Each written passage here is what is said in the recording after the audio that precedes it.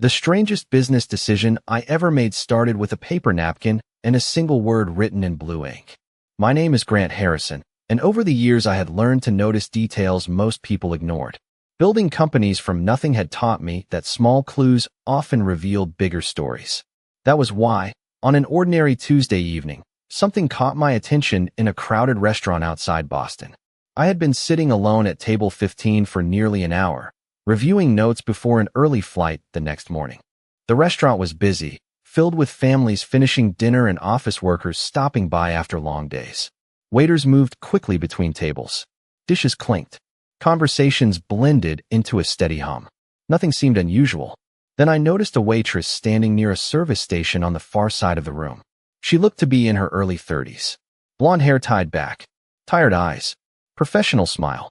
The kind of employee who kept everything running smoothly without drawing attention to herself. Later I would learn her name was Emily Parker.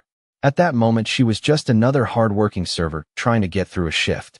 She glanced around the dining room, picked up a napkin, and quickly wrote something on it. The movement lasted less than 2 seconds. Most people would never have noticed. But I did. She folded the napkin halfway, hesitated, then placed it beneath a tray. A few minutes later she returned, looked around again, and slid the napkin into her apron pocket. The entire thing felt oddly secretive. I tried returning to my notes, but curiosity kept pulling my attention back toward her. About 20 minutes later, Emily stopped at a nearby table to refill drinks. As she turned away, the folded napkin slipped from her apron and landed on the floor. She did not notice. One of the busboys walked past it. So did a customer heading toward the restroom. Nobody paid attention. From where I sat, however, I could clearly see the blue letters written across the white paper. Help. Not a sentence. Not a note. Just one word. Help. Before I could fully process what I was seeing, Emily realized the napkin was missing. Her eyes widened. She hurried back, spotted it on the floor, and immediately picked it up. The look on her face lasted only a second, but it was enough. Relief. Panic. Fear. All at once. Then the expression disappeared behind the same polite smile she had been wearing all evening.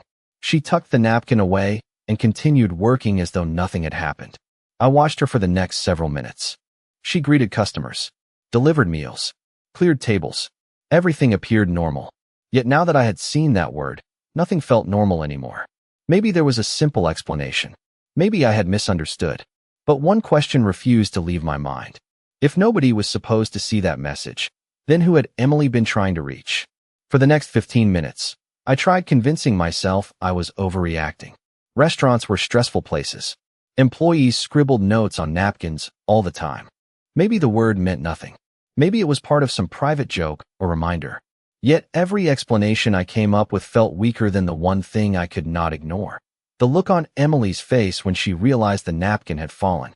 I had spent decades sitting across negotiation tables, reading investors, executives, and competitors. People could hide a lot with words. Their expressions were usually another story. Whatever that message meant, Emily had not expected anyone else to see it. I closed my laptop and shifted my attention back to the dining room. Emily moved from table to table with practiced efficiency. She smiled at customers, remembered orders without writing them down, and somehow kept up with the evening rush. To anyone else, she probably looked completely normal. But once I started paying attention, small details began standing out. Every few minutes, she glanced toward the entrance. Not casually, deliberately, as if she was waiting for someone, or worried someone might walk through the door.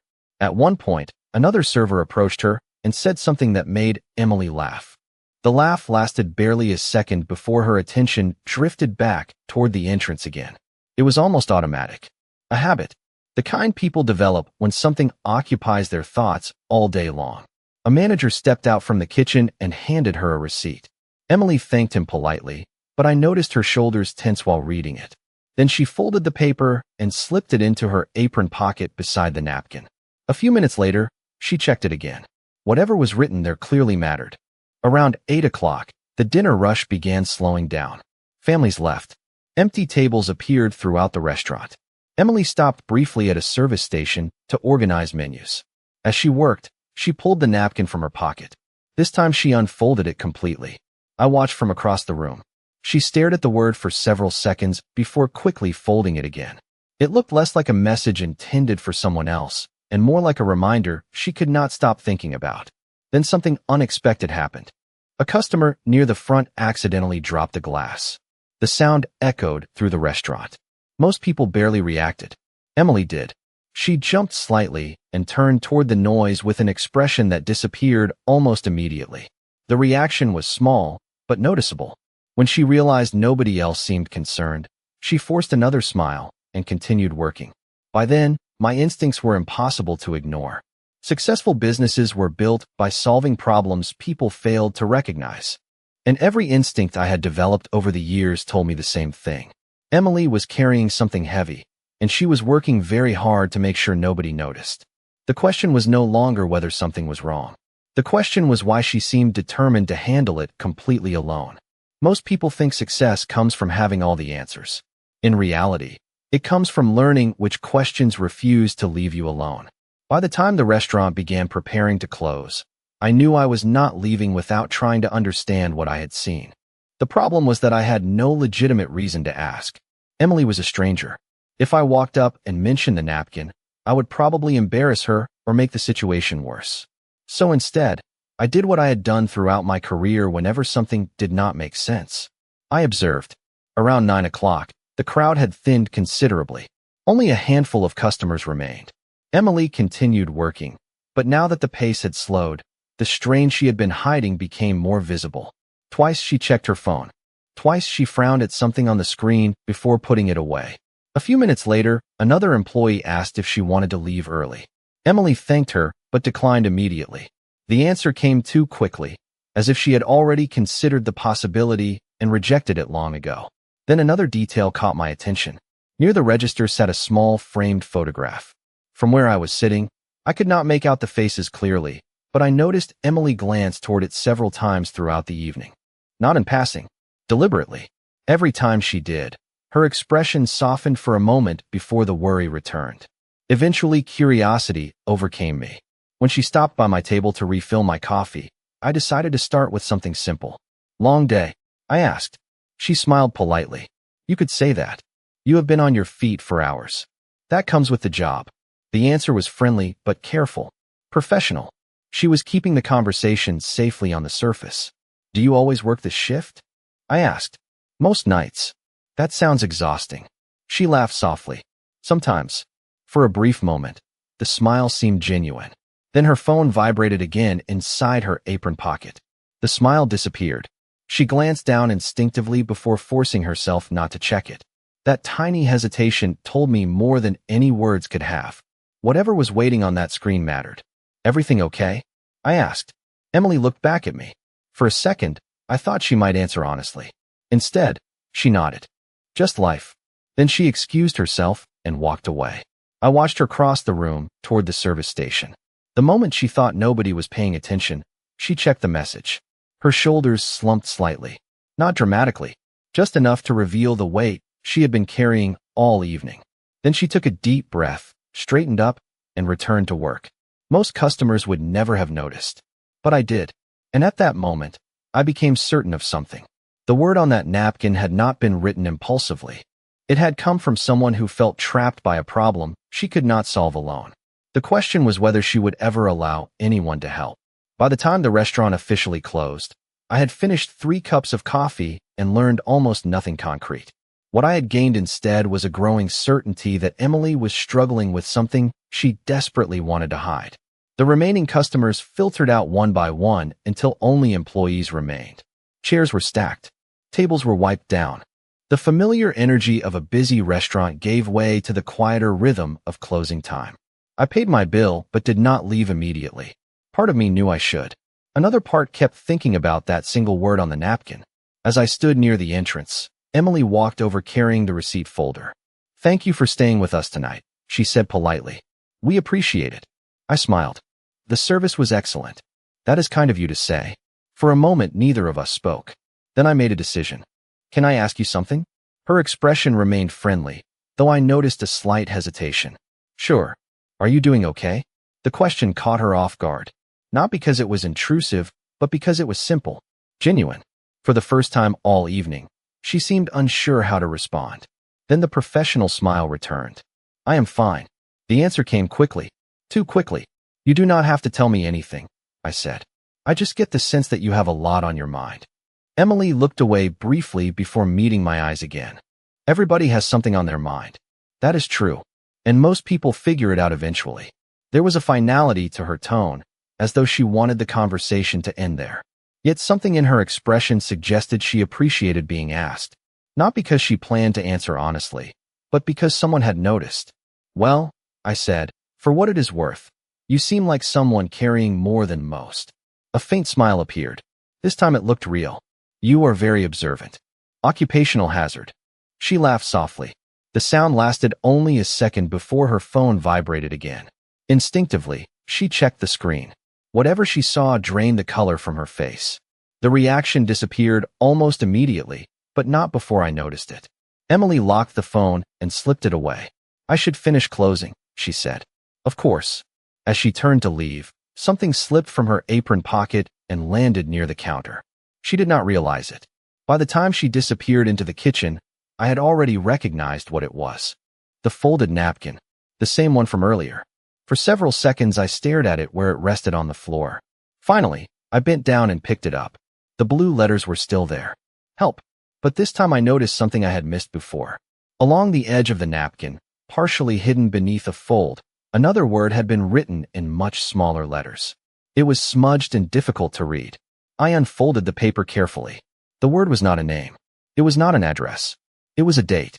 And the moment I saw it, I realized this story was far more complicated than I had imagined. The date written on the napkin was only 3 days away. There was no explanation beside it, no additional message, just that single word and a date that seemed important enough for Emily to carry with her throughout an entire shift. I folded the napkin carefully and placed it back where I had found it before leaving. The last thing I wanted was for her to think someone had taken it. On the drive back to my hotel, I found myself thinking about the photograph near the register, the worried glances at her phone, and the tension that never seemed to leave her shoulders. By the next morning, I should have been focused on meetings. Instead, my thoughts kept returning to the restaurant.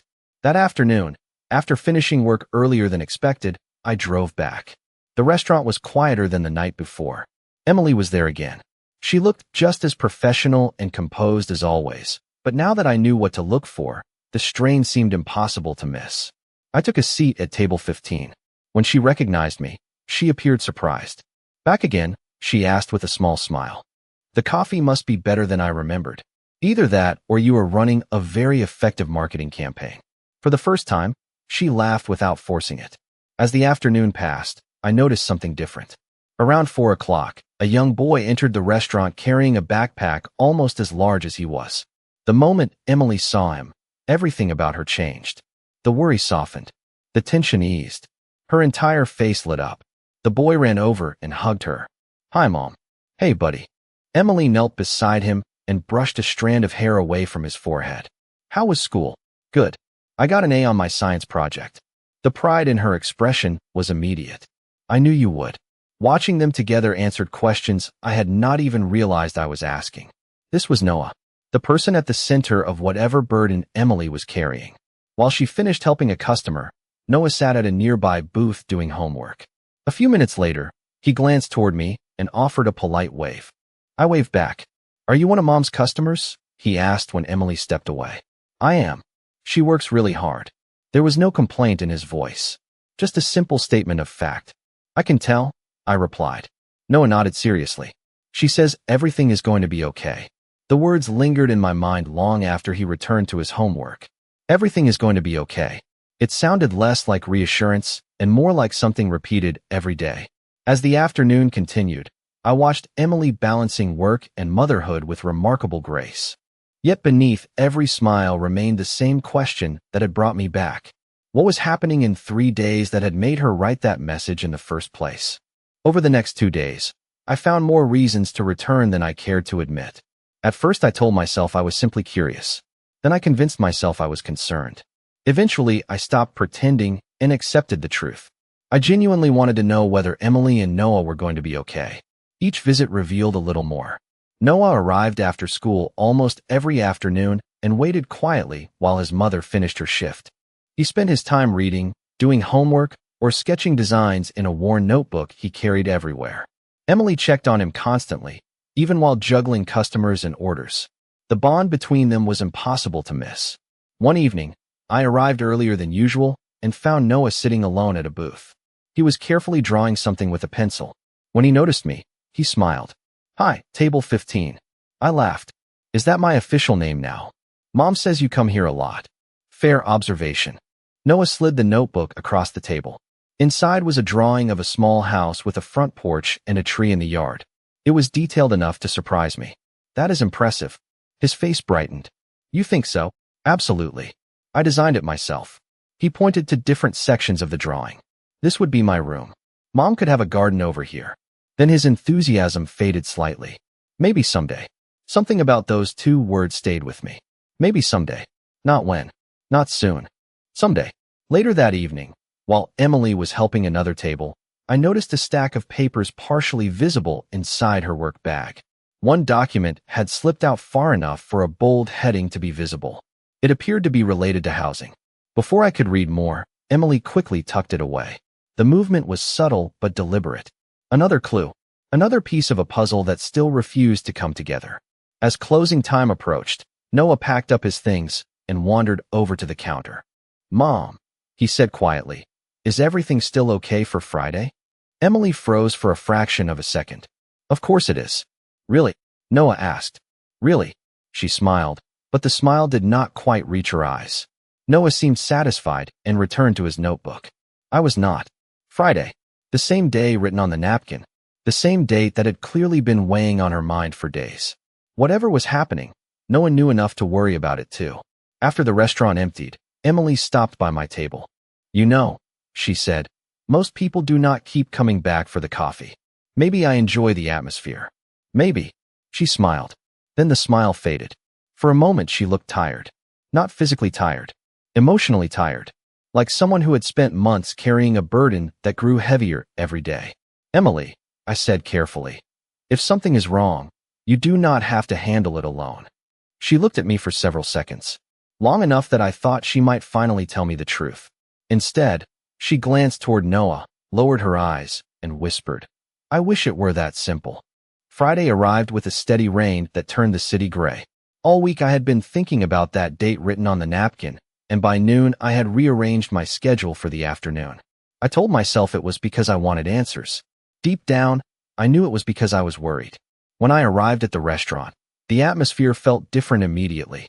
Emily was working, but the calm professionalism she usually carried seemed stretched thin.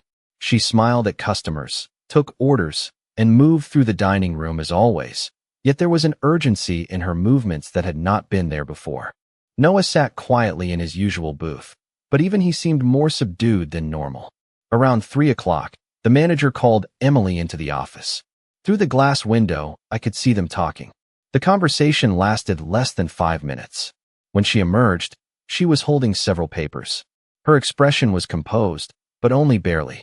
She walked directly to the service station, set the papers down, and stared at them without moving. For nearly a minute, she simply stood there.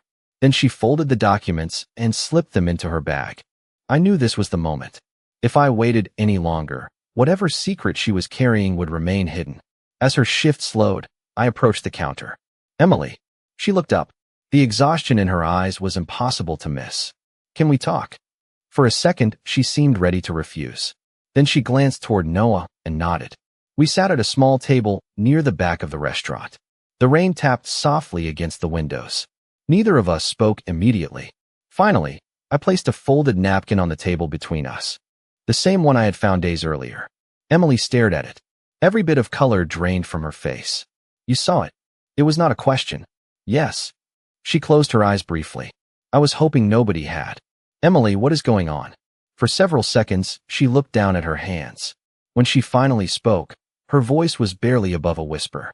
3 months ago, the building where Noah and I live was sold. I listened quietly. The new owners raised the rent. She forced a small laugh that contained no humor. "A lot." Suddenly the papers, the housing documents, and the date all made sense. I picked up extra shifts, cut every expense I could, sold things, worked weekends. She shook her head, but it was not enough. The words seemed to weigh on her. Today was the deadline. The room felt very still. The date on the napkin, I said softly. Emily nodded. I wrote it after getting another reminder notice. I was overwhelmed. I did not know what else to do. Tears formed in her eyes, though she quickly brushed them away. I was not asking anyone to save me. I just needed to put the feeling somewhere. Then she looked toward Noah, who was reading quietly across the room. I kept telling him everything would be okay. The truth is, I was not sure it would be. For a moment, neither of us spoke. The rain continued tapping against the windows while the restaurant carried on around us. Customers talked quietly. Dishes clinked in the distance. Yet everything else seemed to fade into the background. Emily had finally told me the truth, and somehow it was both simpler and heavier than I expected. She had not written that message because she wanted attention. She had written it because she felt trapped. "How much time do you have?" I asked gently. Emily let out a slow breath. "Not much." She looked down at the papers beside her. "I have been trying to find a smaller place, but everything is expensive. Most landlords want deposits I cannot afford." She gave a tired smile. "I keep thinking if I work one more shift or save a little more money, something will change." Then she shook her head. "But numbers are numbers." I understood exactly what she meant. The problem was not effort. She had already given everything she had. The problem was that she had reached the point where effort alone could no longer solve it. I glanced toward Noah. He was still focused on his notebook, completely unaware of the conversation taking place. "What does he know?" I asked. "Only that we might have to move." Emily's eyes followed mine. "I do not want him worrying about things children should not have to worry about." That answer told me everything I needed to know about her priorities. She was not thinking about herself. She was thinking about her son. For years I had met people who claimed to be selfless. Emily never claimed it. She simply lived it. I leaned back in my chair and thought carefully. Over the years, I had learned that throwing money at a problem often created new problems. Real help required understanding the root cause. "Emily," I said, "what if the issue is not finding another apartment?" She looked confused. "What do you mean? What if the issue is finding stability?" She frowned slightly. I continued. "You are working exhausting hours. You are raising Noah. You are constantly reacting to emergencies instead of having room to plan." Emily listened quietly. "I own several companies," I said. "One of them has an opening in community outreach and operations support. The position offers flexible hours, benefits, and a salary that would allow you to focus on building a future instead of just surviving the present." Emily stared at me. For several seconds, she said nothing at all. "Grant," she finally said, "I cannot accept charity." "Good," I replied, "because I am not offering charity." That seemed to catch her off guard. "I am offering an opportunity. The same kind of opportunity someone once gave me." The truth was that years earlier, another person had taken a chance on me when nobody else would. Everything that followed began with that moment. Emily looked toward Noah again, then back at me. "You do not even know me." I smiled. "Actually, I think I know enough. I know you work harder than most people I have met. I know you care deeply about your son, and I know you have spent months carrying a burden alone." For the first time since our conversation began, hope appeared in her eyes. Small, fragile, but unmistakably real. 1 year later, I found myself sitting at the same restaurant, at the same table, watching a completely different story unfold. The dining room looked much as it always had. The same warm lighting, the same familiar booths, the same steady hum of conversation. Yet everything that mattered had changed. Emily no longer worked there. A few months after our conversation, she accepted the position and quickly proved that I had not misjudged her. The qualities that made her exceptional as a mother and employee translated naturally into leadership. People trusted her. They respected her. Most importantly, she cared about the communities she served. Instead of spending every day worrying about the next bill or the next deadline, she finally had room to breathe. She had room to plan. She had room to build a future. Noah had changed too. The shy boy with the oversized backpack now carried himself with quiet confidence. His drawings had become even more impressive, and he talked constantly about architecture, engineering, and all the things he wanted to create someday. The phrase "maybe someday" had slowly disappeared from his vocabulary. In its place came words like "when" and "soon." That difference meant more than he probably realized. As I waited for them to arrive, I glanced around the restaurant and smiled. Life has a strange way of connecting moments that seem insignificant at the time. If I had chosen a different table that night, I never would have seen the napkin. If I had left 15 minutes earlier, I never would have noticed the message. If I had ignored my instincts, I never would have met Emily or Noah. A few minutes later, the front door opened. Emily walked in first, followed closely by Noah. The moment they spotted me, both smiled. Noah was carrying a large folder beneath his arm. "You have to see this," he announced before even sitting down. He immediately spread several design sketches across the table. Emily laughed. "He has been waiting all week to show you." I spent the next several minutes looking through detailed drawings of houses, parks, and community spaces. The improvement was remarkable. "These are excellent," I said honestly. Noah grinned. "I told you I was getting better." While he continued explaining every detail, Emily caught my eye and smiled. There was something different about that smile. A year earlier it had been weighed down by worry. Now it carried peace, gratitude, confidence. Eventually Noah excused himself to show one of his drawings to a restaurant employee he recognized.